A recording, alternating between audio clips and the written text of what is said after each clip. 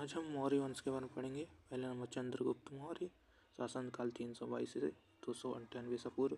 मौर्य साम्राज्य की स्थापना की, नंद वंश का अंत किया, उत्तर भारत को एकजुट किया, यूनानी शासक सेल्यूकस निकेटर को हराया, जैन धर्म को अपनाया।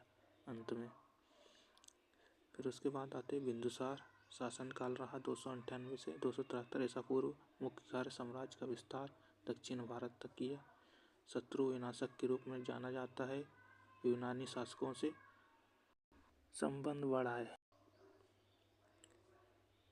फिर उसके बाद आते अशोक महान, शासनकाल रहा 273 से 232 ईसा पूर्व तक। कलिंग युद्ध 261 ईसा पूर्व में किया था। बौद्ध धर्म अपनाया, अहिंसा और धर्म नीति का प्रचार किया शिलालेख में, और स्तंभ लेख जारी किया। भारत में शांति और नैतिकता का प्रचार किया। उसके बाद आते दशरथ मौर्य, शासनकाल 232 ईसा पूर्व से 224 ईसा पूर्व। इनका कार्य रहा अशोक के बाद शासन संभाला, बौद्ध धर्म का संरक्षण किया, कुछ गुफाओं का निर्माण कराया। तो दशरथ मौर्य अशोक के बाद में शासन संभालने वाले शासक रहे। उसके बाद आते संप्रति, इनका शासनकाल रहा 224 ईसा पूर्व से 215 ईसा पूर्व तक के। इनका मुख्य कार्य रहा जैन धर्म का प्रचार किया, मंदिरों और स्तूपों का निर्माण करवाया। तो ये संप्रति इनकी फोटो।